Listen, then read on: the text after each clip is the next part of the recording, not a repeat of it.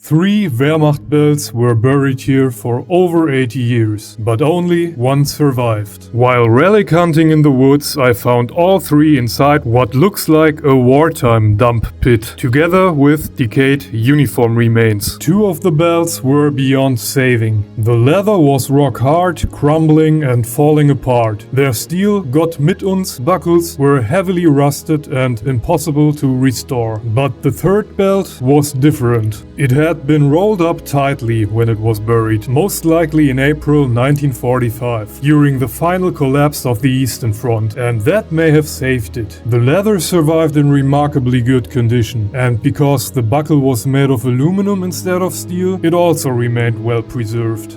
After cleaning and treating the belt, another detail appeared inside, a unit stamp. 7.